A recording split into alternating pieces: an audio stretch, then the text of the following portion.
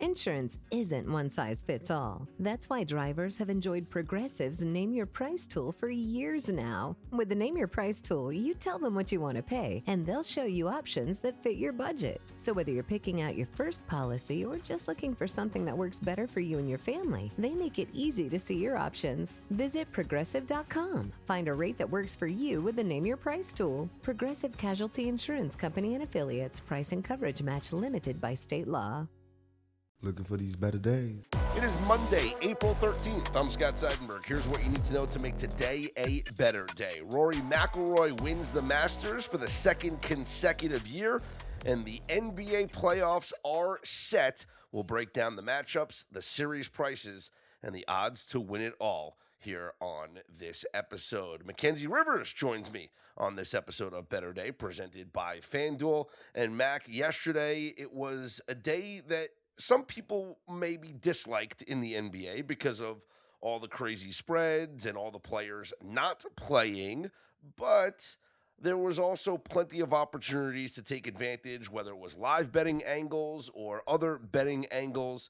Yes, the tanking parlay did not come through because the Orlando Magic lose to the Boston Celtics backups to the backups, but there were some opportunities to cash on the card yesterday. What did you make of game number 82 of the NBA regular season yesterday? Well, the system comes in for those following along at betterday.com. Gave out a system that identified 3 plays. It ended up being 3 plays where you had a worse winning percentage but are favored on field day or the last day of the season, game 82, versus opponent with a better record. Why are you favored? Not because you're the better team, but because of the situation. The Heat come through, even with the line movement, as long as you didn't get the 14.5 at close, the Hornets come through. But the Magic didn't. I guess the Celtics, like the Thunder, you got to say it's a system thing. It's not a players thing. Yeah, I mean, Magic had a 9-point lead going into the half, but then the Celtics made 9 3-pointers in the third quarter. They outscored the Magic 42-20 in that third quarter. But then the Magic even flirted with the win as they came back to tie it at 108 before the Celtics. Luka Garza hit a huge 3 with 30 seconds left to make it 111-108, and then 113-108, the final score there. So everything's now set in the NBA. And that was a real disappointing result because, we talked about possibly parlaying some of these heavy favorites. The Magic with a win would have been the 7th seed and hosting the play-in game in that 7-8 matchup in the Eastern Conference, but now instead they go on the road to the Philadelphia 76ers in the 7-8 game. We'll talk about the play-in round. We'll talk about the odds. Here's where we sit right now. The odds to win the NBA Finals. The Oklahoma City Thunder are your favorite up on FanDuel at plus 115. San Antonio Spurs and Boston Celtics, your co-second favorites at plus 550. The Denver Nuggets and Cleveland Cavaliers are next at 11-1. The Knicks and Pistons are next at 20-1. And then a significant drop-off, Rockets 60-1, Hornets 80-1. It's interesting. The Hornets at 80-1 have better odds to win the NBA Finals than teams that are actually in the playoffs. Mackenzie, the Hornets, they're not only in the play-in round, they're in the worst of the play-in round where they have to win twice just to get the 8th seed in the Eastern Conference, yet they have shorter odds to win the title than the Timberwolves, Hawks, Sixers, Lakers. You can go on and on. It's crazy. But then again, no one's really been playing better basketball outside of the Thunder and the Spurs than the Charlotte Hornets post-All-Star break. Yeah, post-All-Star break is a big caveat, though. As we were talking about on your show on VSiN the other day, tanking season has hit a new level post-All-Star break, specifically in the NBA this year. So you take that with a grain of salt. The Hornets at 170-1, probably fair odds. Not bad odds, but I'd say fair odds. The one thing that the futures tells me is how significantly harder the market thinks the West is than the East. Right now on a neutral, if the Spurs were, or not on a neutral, but if the Spurs were at Boston, I think they'd be slight favorites or maybe a pick 'em. They're a significantly higher power rated team with what they've done this season. The Celtics have the same odds as them. same thing with the Rockets at 60-1, especially considering that they're minus 750 to get at least to round 2. I actually think it's a decent bet. But no respect at all for these Western teams outside of the top 2. So, I mean, the Nuggets are 11-1. Yeah. That's worse odds than they started the season with. You'd have to think that they would have improved, considering that a lot of the competition around them has fallen down, and they have all their healthy players going into the playoffs. Yeah, the Nuggets, who many people thought were, conceding the 3 seed yesterday with all the players that were out. Jokic played well above his 15 minutes that he needed to get his postseason awards. They actually beat the Spurs.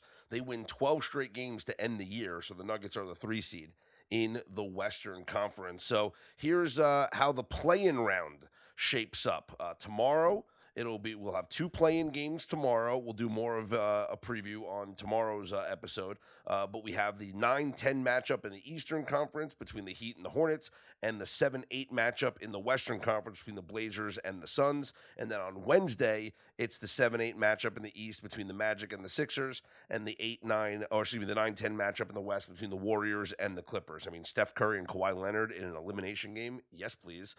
Here are your early lines, Mackenzie, up on FanDuel. Let me know which one of these screams bet now before the movement. The Hornets, 5.5-point favorites over the Miami Heat. The Suns, 4.5-point favorites over the Portland Trailblazers. And then on Wednesday, Sixers, 1-point favorites over the Magic. And Clippers, 4-point favorites over the Warriors. Totals is the way to go this time of year. I think it starts now, but a lot of these I will have to say, the market is getting wiser, adjusted. Hornets Heat, for example, is only 227.5. Considering the Heat score 140 every game, it doesn't seem like that much. I think Magic, Sixers, and Warriors, Clippers on Wednesday are the games to look at. Okay. Your totals for the Heat Hornets tomorrow, 226. 220.5. 226.5. And Blazers Suns 218.5, Magic 219.5 with the Sixers, and Warriors and Clippers 220.5. So yeah, so the average among them is like 223, like 5 points lower than the regular season average. Interesting. Very, very interesting. Here's your series prices, Mackenzie, with the series matchups that we're going to see, at least the ones that we know about. The Lakers taking on the Rockets in the 4-5 matchup in the Western Conference. Mackenzie, the Rockets minus 750 to win the series. It's funny, I listened to the Bill Simmons podcast, and NBA expert Joe House comes on from time to time, and his one bet was Rockets not to advance to round 2.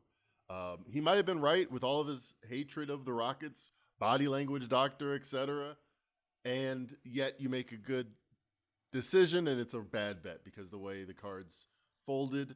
Rockets minus 4.5 game 1 and minus 750 for the series. That tells me the market thinks, and I tend to agree, no Luka, probably no Austin Reeves for the entire first round. So Rockets get a free pass on this one. The Cavaliers taking on the Toronto Raptors. This is the 4-5 matchup in the Eastern Conference. Cavs minus 600 for the series. This is a cakewalk. The Raptors are like 30% ATS against good teams. Not even James Harden could mess this one up. Nuggets take on the Timberwolves in the 3-6 matchup in the Western Conference. Denver minus 350. For a team that ended the regular season with 12 straight wins, Mackenzie, this feels like it's a short price for the Nuggets in this series. It's a lot smaller of a favorite than they were when they lost to this team a couple years ago in round 2. I think they're slightly better than they were back then, and I think the Timberwolves with Rudy Gobert getting up there with Cat gone are a significantly worse team. So I think it should be higher, closer to the minus 500, minus 600 it was last time these teams played in the playoffs. And the Knicks taking on the Atlanta Hawks in the 3-6 matchup in the Eastern Conference. Knicks minus 290 to win the series. You could say I lucked out with my Knicks are easily going to win in 6, minus 1.5 series bet last year versus the Pistons. They did win in 6, but some of those close goals, a non-call in the corner from 3, those things happen.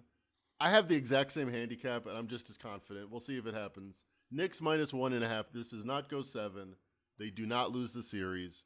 The Hawks are a regular season juggernaut, just like all of Quinn Snyder's teams, very well organized.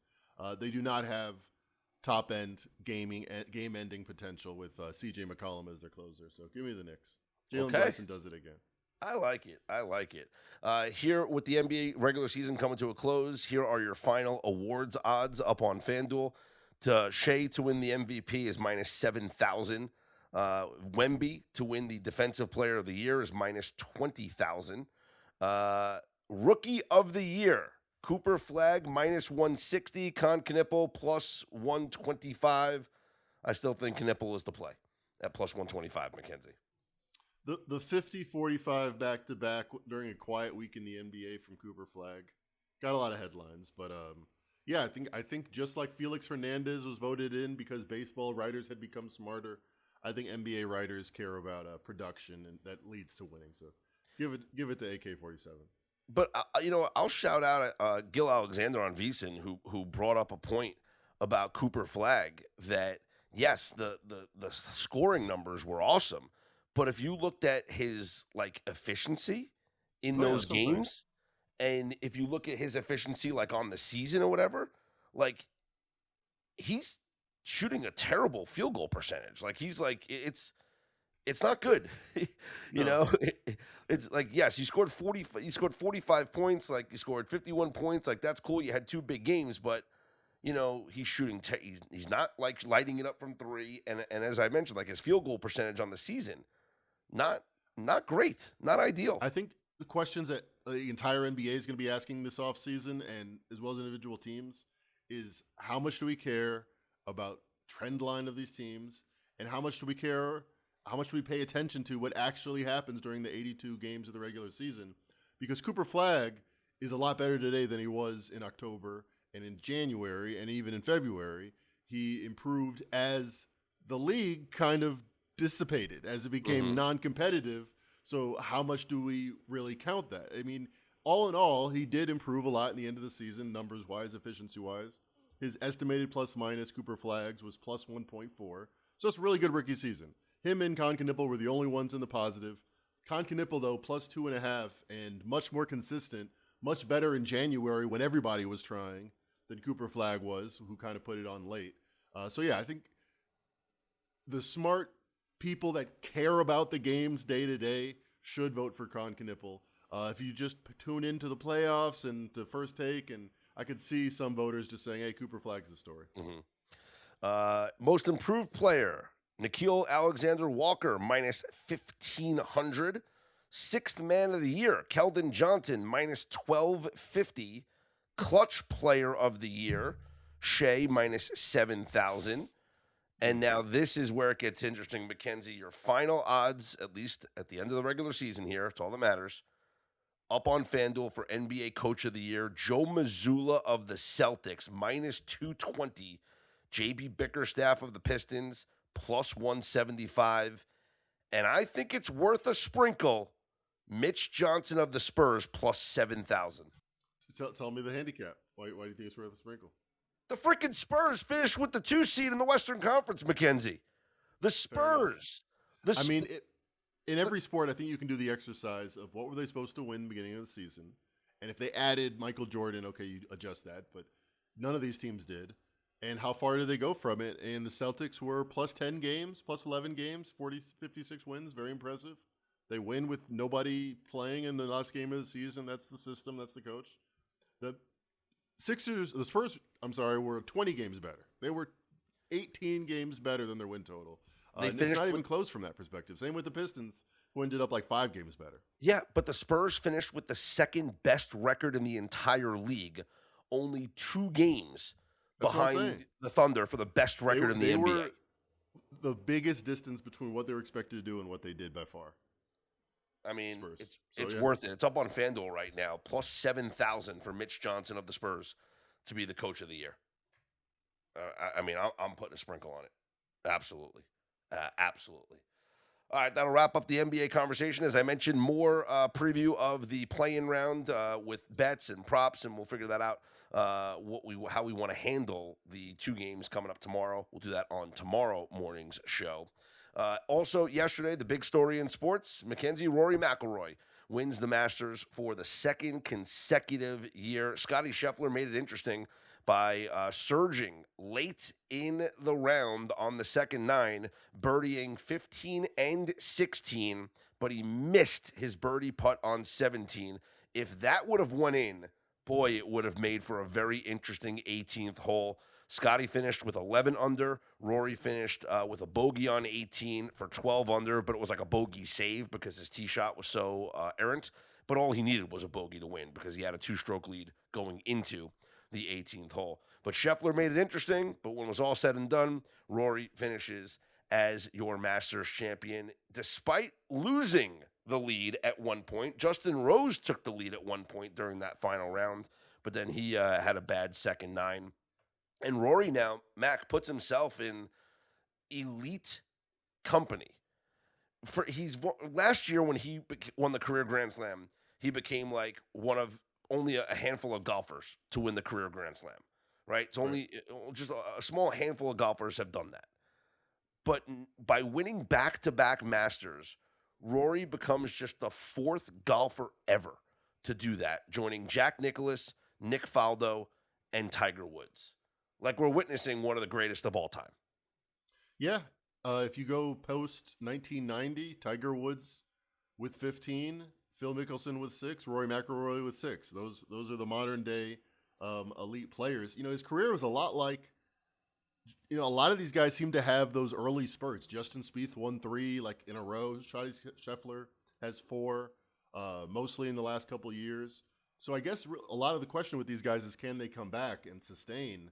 And that's what he's done. And now I think last year when he won it, I said he got the monkey off his back. Ended up like top 5 in the next major. But I think he's going to be. It seemed like a lot of it was mental because he led every. I liked what he said on Saturday. He led every round, and he's like, yeah. I guess I'm going to make it hard anyway. But he didn't really make it that hard, considering one of only a few players to lead every round at the Masters. I said it.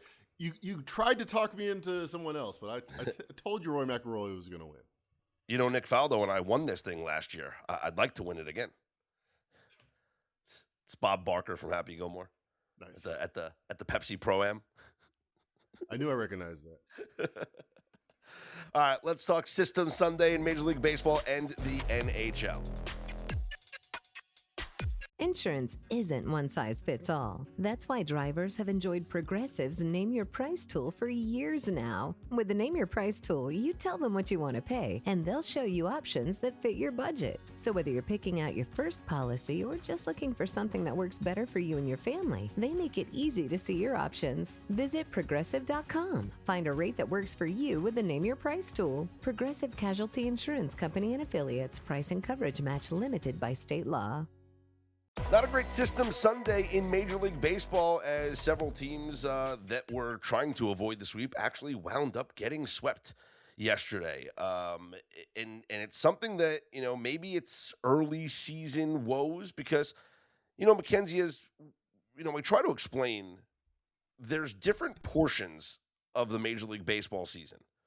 There's the first portion, which is like what's going on now, right? The early April, mid-April swoon. These teams are still trying to figure themselves out. Pitchers are still trying to get stretched out and figure everything out. And then as the weather heats up, teams get better, players, are better, rosters are solidified and whatnot. Then, of course, you have the dog days of the summer and then the postseason push towards the fall and whatnot. So this is just the early portion of the season. But here's your numbers on the sweep avoidance. On the season, teams looking to avoid the 3-game sweep, 13-18 straight up.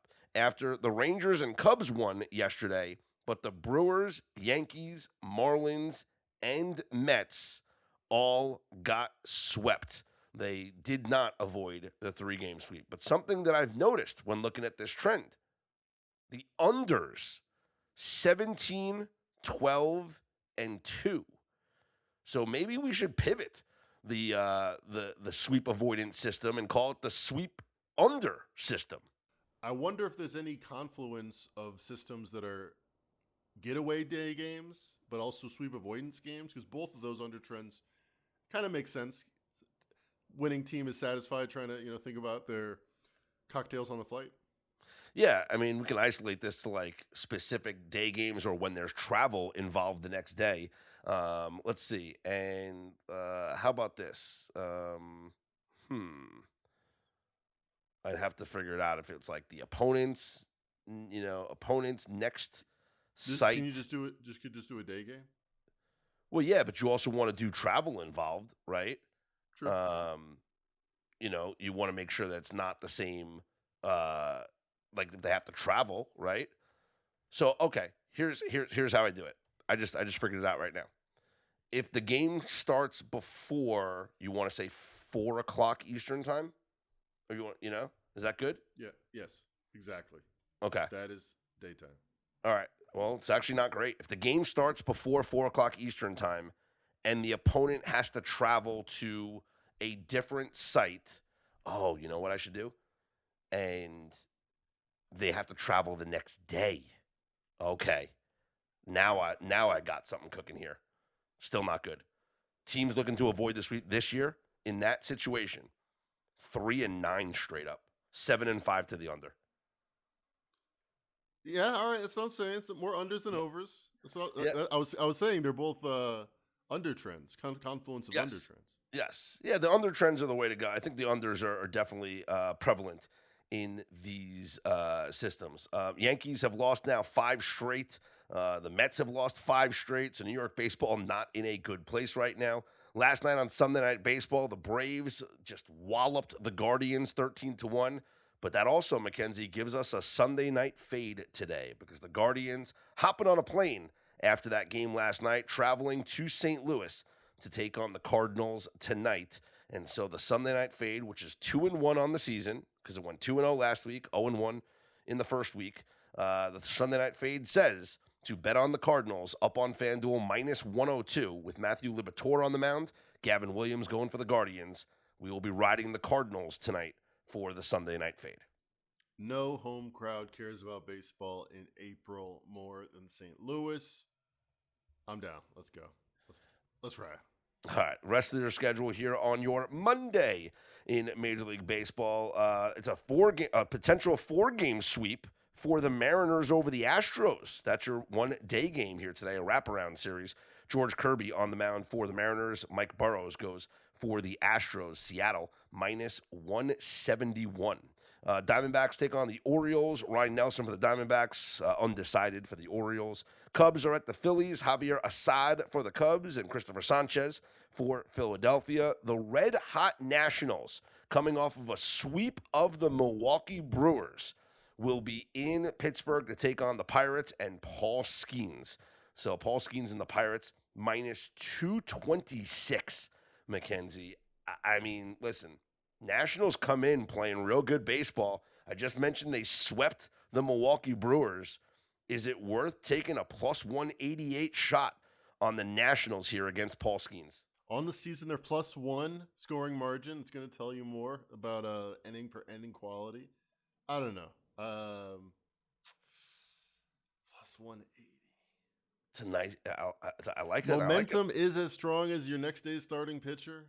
That is true. How's Liz Dunn doing? That's the real question. It is Cade Cavalli on the mound for the Nationals here. So they say momentum is just as good as your next day's starting pitcher. Cade Cavalli, the pitcher tonight for the Nats in Pittsburgh. We'll contemplate that one. Yusei Kikuchi on the mound for the Angels in the Bronx against Will Warren and the Yankees. Yankees looking to snap out of that 5-game losing skid. They are -181 favorites.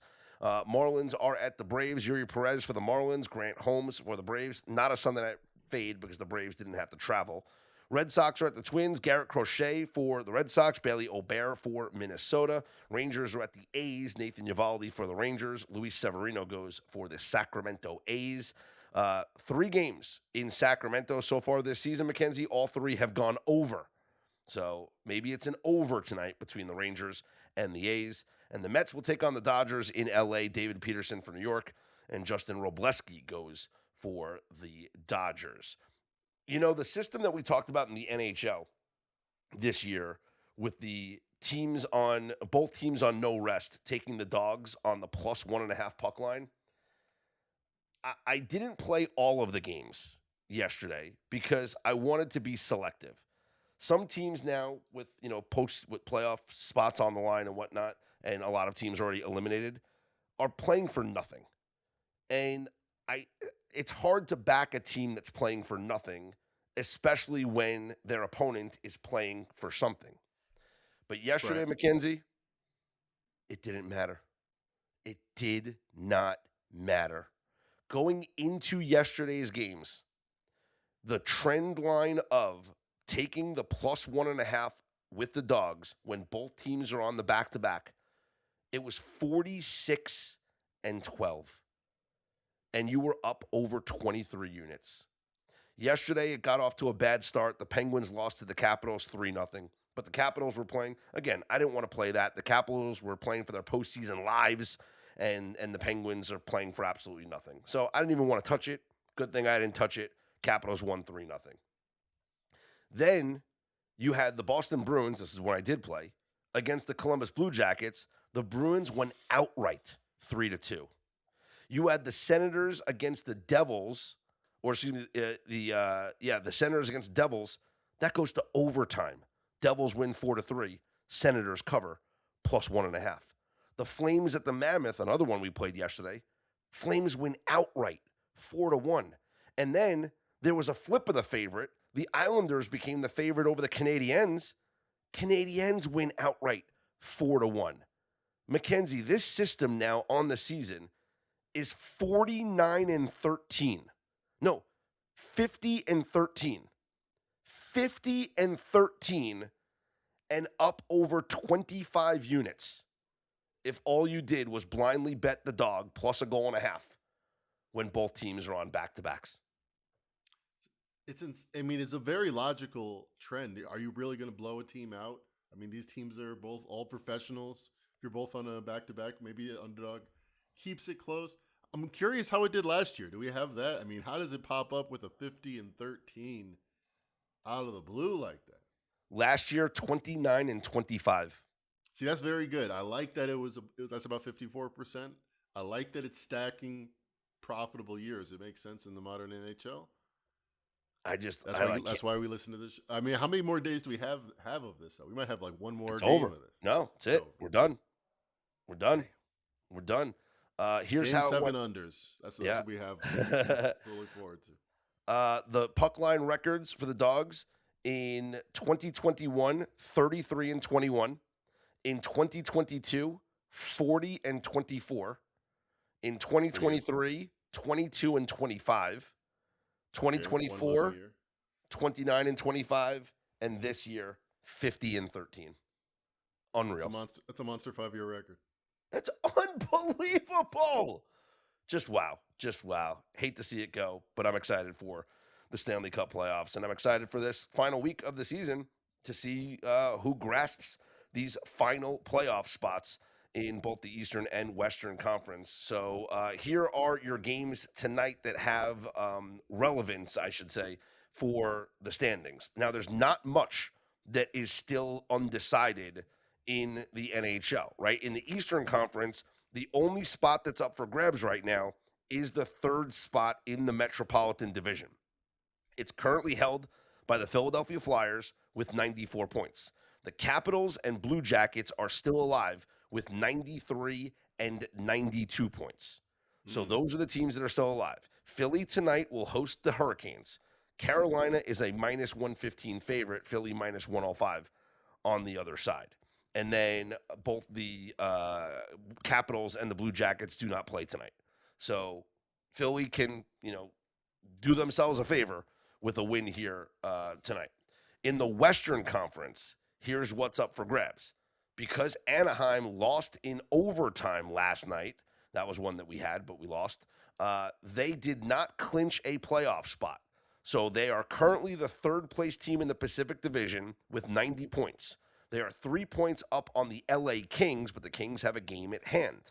Still alive in the wild card race, the Nashville Predators at 86 points, 1 point back of the LA Kings. And yes, technically, mathematically, Winnipeg and San Jose at 82 points each are still alive, although likely to get eliminated here very, very soon.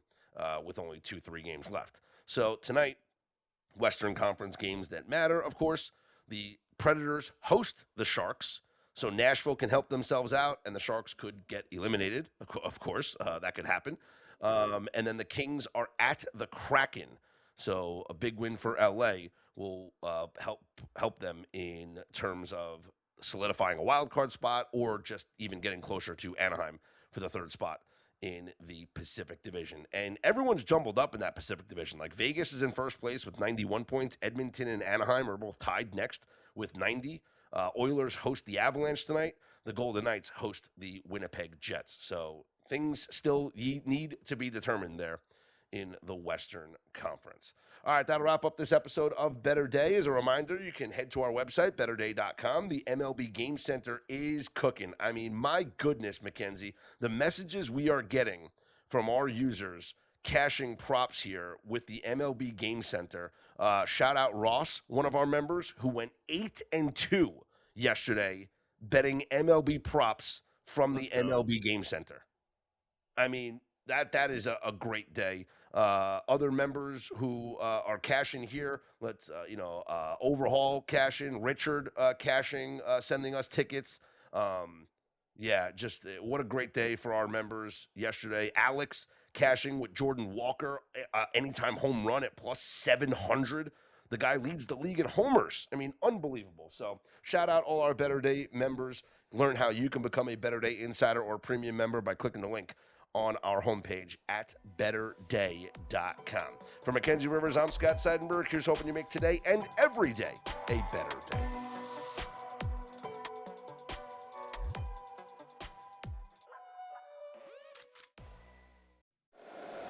If you like the show, please take a moment to rate, review, and subscribe. It really does help the show to grow. Thank you for listening.